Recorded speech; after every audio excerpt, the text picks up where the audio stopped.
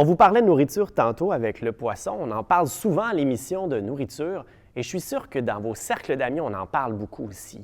Et je ne sais pas pour vous, là, mais moi, quand je reçois des amis à souper, c'est rendu de plus en plus compliqué. Il y a des intolérances, gluten, lactose, il y a des gens qui ne mangent pas ci, pas ça, il y a des régimes pour perdre du poids, pour prendre du poids, il y a des gens qui font attention à cause des maladies et tout ça. On ne sait plus quoi faire à manger. On entend aussi des mots à la mode.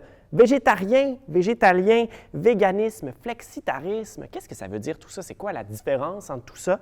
On écoute Lisa Marie Gervais qui nous explique, qui démêle un peu tout ça. Et c'est en buvant une bière sans gluten que je vais écouter ce reportage.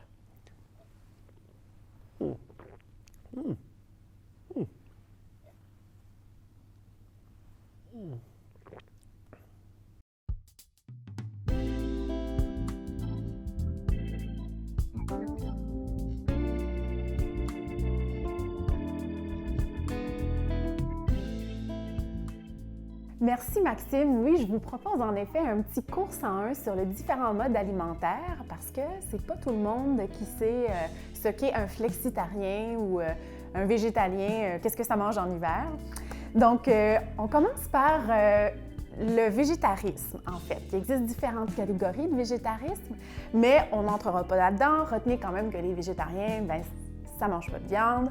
Un végétarien ne mange pas non plus de poisson ou de fruits de mer, hormis quelques exceptions.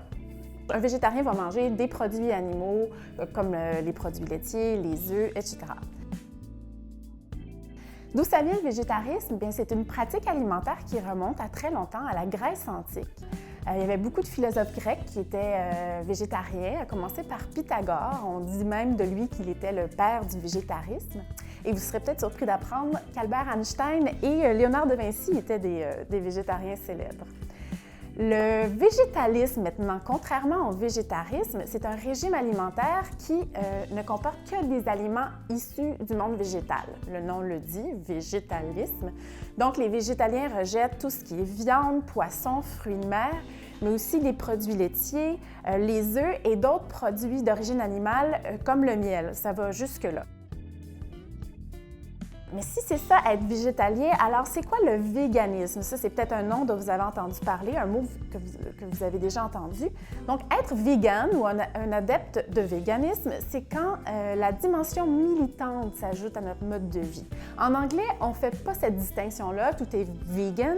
En français, on va parler de végétalien ou quelqu'un qui est vegan quand on parle vraiment d'un mode de vie. Donc, c'est une façon de vivre, c'est un mode de consommation qui cherche à exclure toute exploitation, souffrance, cruauté envers les animaux, que ce soit pour se nourrir, se vêtir. Donc, par exemple, une personne adepte de véganisme ne va pas porter de laine ni de cuir, parce que c'est animal. Elle ne va pas non plus utiliser de produits cosmétiques testés sur les animaux.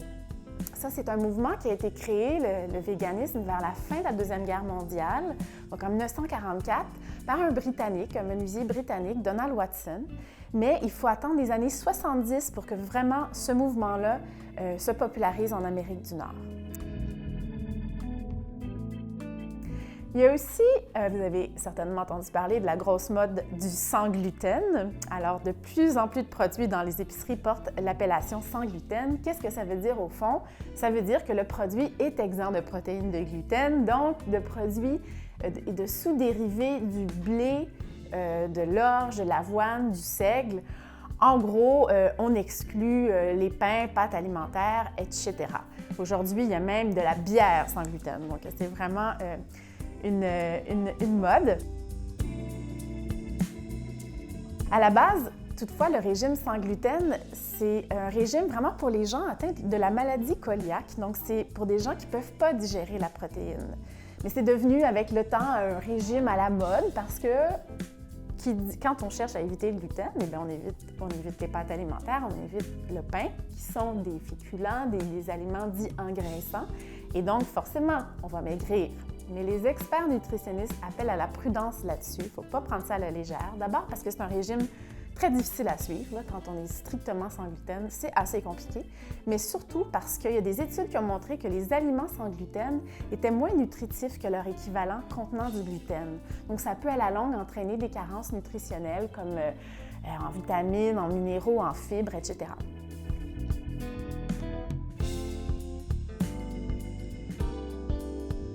Enfin, si tous ces modes-là alimentaires, c'est pas pour vous, vous pourrez toujours vous tourner vers le flexitarisme. Ça, c'est le petit dernier, là, même si ça fait quelques années qu'on en entend parler. Alors, c'est quoi être flexitarien?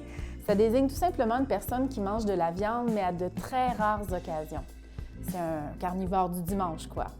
Et je vous dirais même que vous n'aurez peut-être pas le choix avec le temps de devenir un flexitarien parce que tôt ou tard, si vous voulez continuer à vivre sur notre belle planète où l'eau malheureusement se raréfie énormément, vous allez devoir trouver une façon de diminuer votre consommation de viande. Pourquoi? Parce que, et je vous laisse méditer là-dessus, parce que pour produire 1 kg de viande de bœuf, tenez-vous bien, il faut près de 16 000 litres d'eau, soit l'équivalent de 200 douches de 7 minutes. Alors, c'est un pensez-y bien.